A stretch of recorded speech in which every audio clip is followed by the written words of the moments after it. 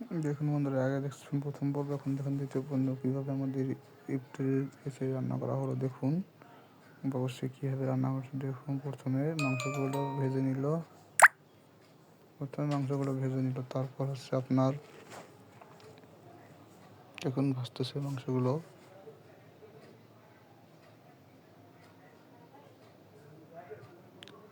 এই দেখুন মাংসগুলো রেখেছে এখানে, খুবই ভালো লাগলো দেখে। অবশ্যই ভাজুক ততক্ষণ আমরা, তো খুবই ভালো লাগতেছে। দেখুন গরম পানি এখানে দিয়ে কিছুই রান্না করা হবে। অবশ্যই ভাজতেছে।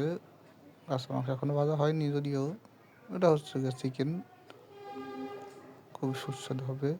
আশা করি আপনাদের ভিডিও দেখে ভালো লাগবে। আমি বাবুশ্রীর সাথে কথা বললাম, বাবুশ্রী দেখালাম আপনাদের সঙ্গে। বাবুশ্রী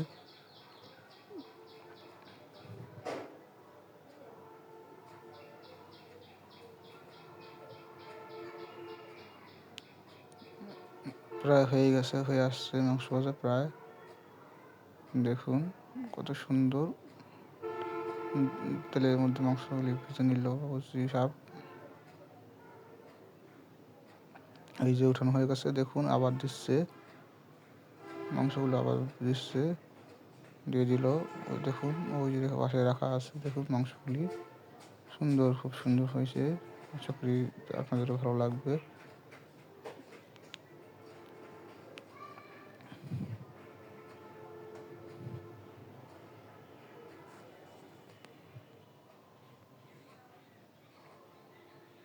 দেখুন আসতেছে,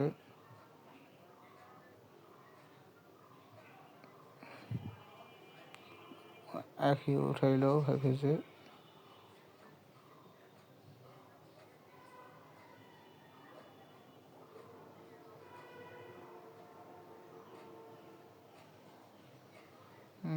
আসতেছে। আপনারা এভাবে মাংস সুস্বাদু করার জন্য চিকেন ভেজে নিতে পারেন। মুরগির মাংস অবশ্যই সুস্বাদু হবে। খিচুড়ি রান্নার সময় অবশ্যই মাংসটা ভেজে নেবেন এভাবে, তাহলে অবশ্যই মাংসটা দেখবেন আরও সুস্বাদু এবং টেস্টি হবে।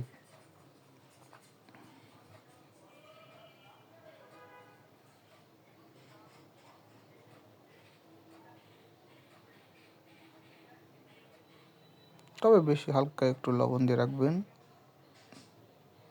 যখন মাংসটি কাঁচা রাখবেন অবশ্যই একটু লবণ মিক্স করে রাখবেন, মাংসটি ভালো থাকবে এবং সুস্বাদু বাড়বে।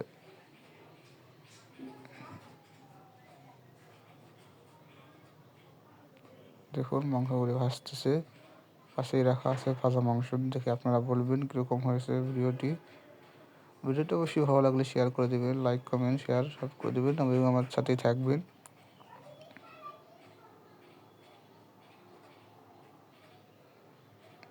দেখুন মাংসগুলো মশলা দিয়ে দিল, এখন মশলা ভাজতেছে। মশলাগুলো হলে এর মধ্যেই মাংসটা দিয়ে দিবে। এখন মশলাগুলি তৈরি করতেছে, মশলাটা দিয়ে দিচ্ছে। এখন মশলাগুলি এর মধ্যেই হচ্ছে আপনার মাংসটা দিয়ে দিবে।